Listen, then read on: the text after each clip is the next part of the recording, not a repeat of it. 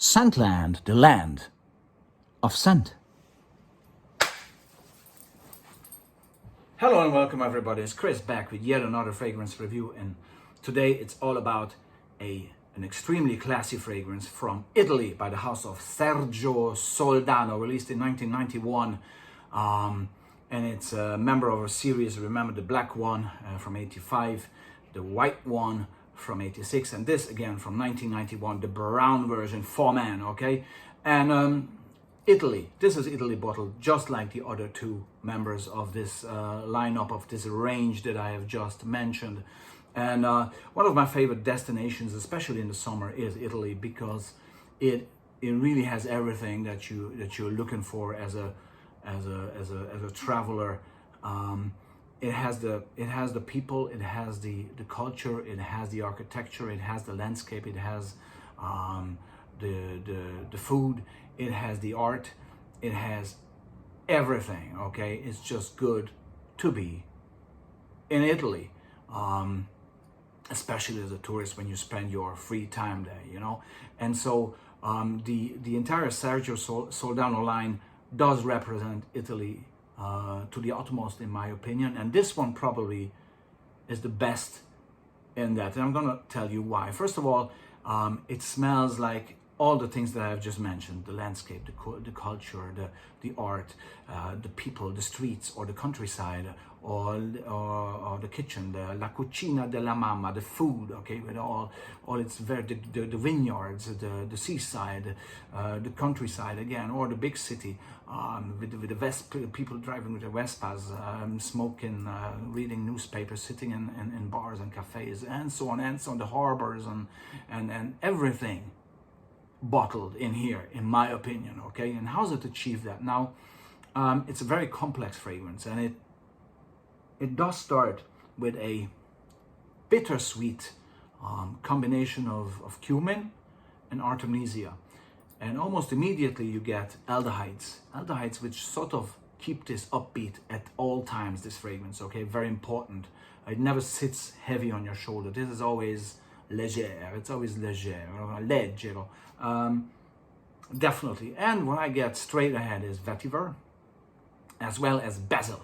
So you have a fairly fresh, spicy green start rate. I don't really get much of the citruses that are mentioned in the note breakdowns. For example, on Fragrantic, I don't really get too much of that. I get aldehydes, I get artemisia, cumin, basil, vetiver, and then as you dive further in this fragrance, there is a green aspect to it, which comes from the fern, and the fern is prominent here. Maybe a bit of jasmine, none of the other florals that are being mentioned on Fragrantica again. Okay, but leather, a fresh, simple leather, no posh, nothing posh, fresh, simple leather. Okay, this is what I get also. And then the dry down, as we proceed toward the dry down, actually, you get a bit of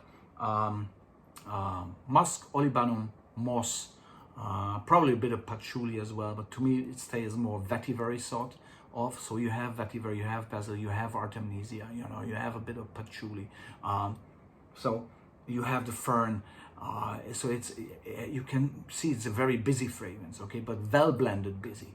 And all these, and the aldehydes, don't forget, especially together with the musk, the aldehydes and the musk keep this at an almost like tiptoe dancing scenario going on here. It's always fresh, it's always vivid.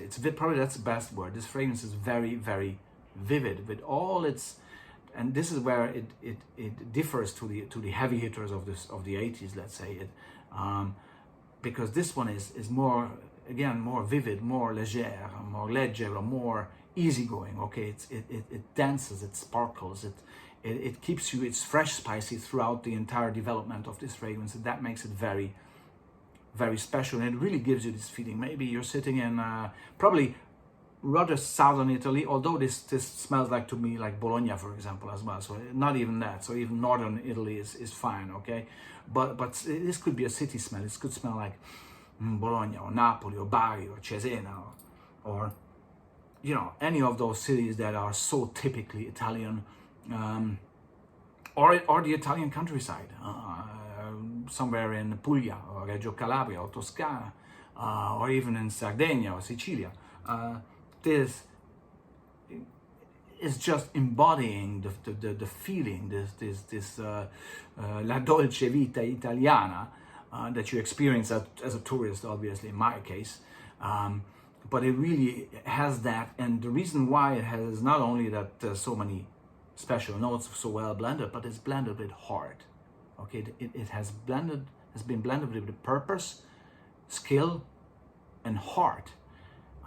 There's a difference when somebody sings a nice song just looking at the notes and sings it perfectly, or if somebody sings a song from the heart. It makes a huge difference. Okay, and this is why great artists are great artists, and some X Factor people just can't sing well. That's the difference, and that is the case here. This is art. This is not just a fragrance that consists of many notes, okay, well put together, and then it smells of something. No, this has its own personality, its own heart, and its own culture. It really speaks for you. It speaks Italian. It makes you almost speak Italian, okay?